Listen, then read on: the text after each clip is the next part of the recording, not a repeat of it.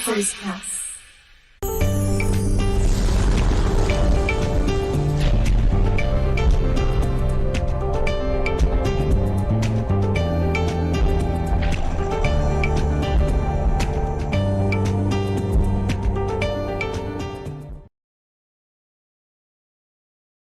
And we're back. Listen, we have another awesome guest with us, Meril Smith.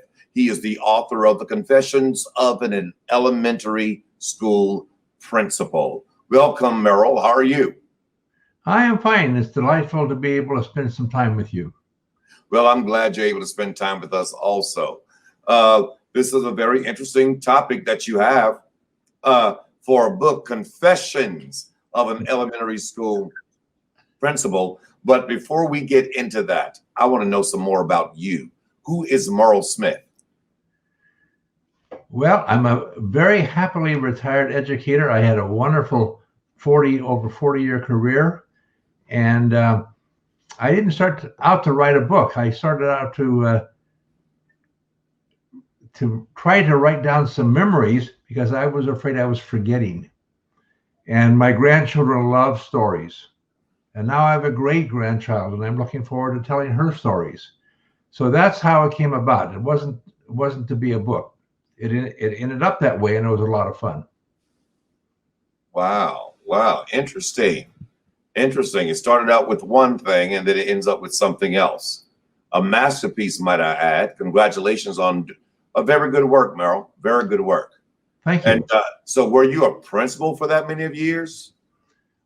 In education, I have been almost everything from a teacher to a consultant to a director to assistant superintendent to a hearing officer, which is like a lawyer for kids, and spanned a lot of different areas.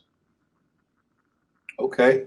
Well, I'm sure you have a whole lot of memories and a whole lot of confessions. A whole lot of confessions. It's interesting how you titled the book Confessions of an Elementary School Principal. Well, let's talk about the book. It is obvious what your inspiration was. So let's talk about the book. Tell us about it.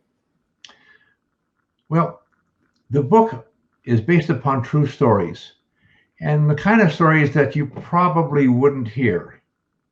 Some of them are quite humorous. A few of them would make you cry. A lot of them would make you ponder. And as I finished the book, I'm thinking, well, who would want to read this? I'm thinking about, well, obviously the kids that I was a principal for would be very interested because only some of their names have been changed to protect the guilty. The other group I thought would be interested to read this would be beginning teachers. You know, what is this profession really like? You know, once you pull back the public image, you know, what is the hard work really like, and what are the surprises, and what happens if you take yourself too seriously, and what happens if you think you know everything, or conversely, what happens if you learn how to manage a classroom effectively and enjoy what you're doing, and all of a sudden the kids, they respond to you. You know, if you're authentic to the kids, they'll be authentic to you. Well, so true. Have you had any of your former students to read the book? There are a number of stories in the book that were written by former students. Oh, okay. And, well, that's good to know. And some of them are hilarious because I have one point of view sitting in my office and at my chair, and they have a different point of view sitting in the classroom.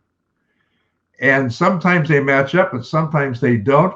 And I always like their point of view better. Do you have a favorite?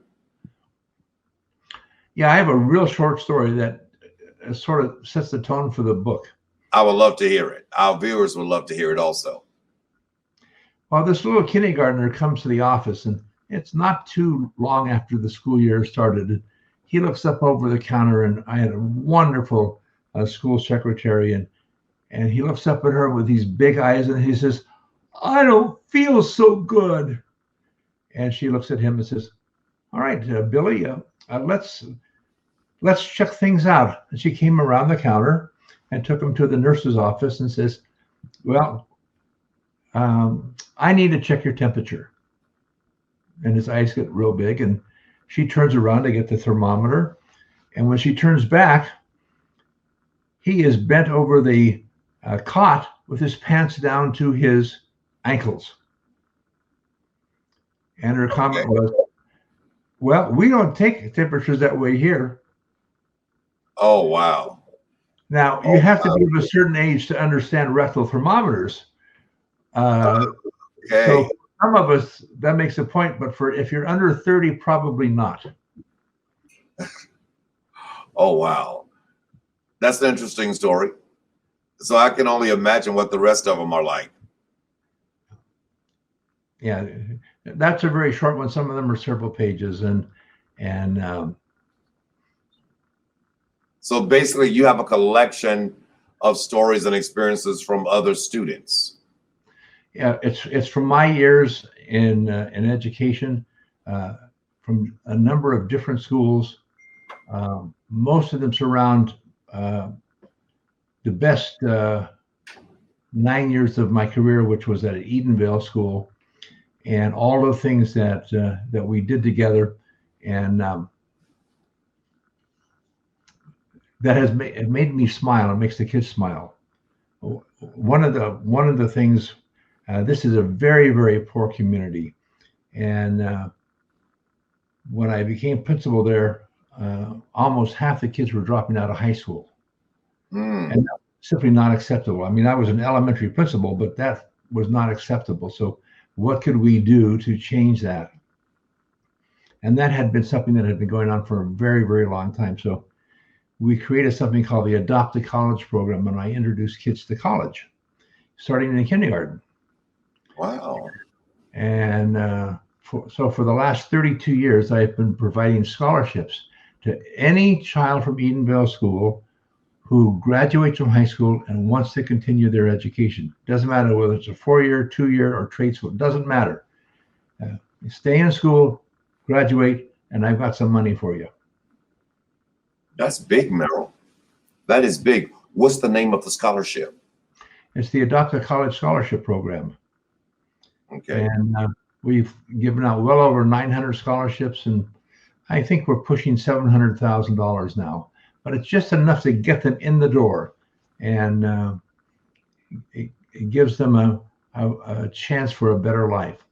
I had one kid tell me one time when he received a scholarship, he says, "I'm doing this for myself, and I'm doing this for my family, and I'm doing this for my community." That's big, man.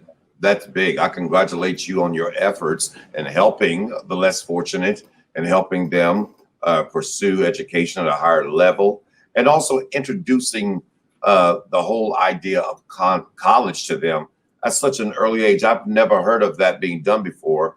And I think that's a very good idea, a great idea. Do you get any students to come back thanking you? Oh, absolutely. There's a number of students who've added stories to the book, but I'm in contact with a lot of the kids. Some of them are now in their mid-40s. So when I call them kids, I have to sort of shake my head because they're adults with their own families now. And one of the people said, "I make sure when my child comes home every day that he does his homework first thing." And here was a kid who didn't really do that when I knew him. Well, apparently you changed his mind. If I may ask, Meril, if you don't mind, how old are you?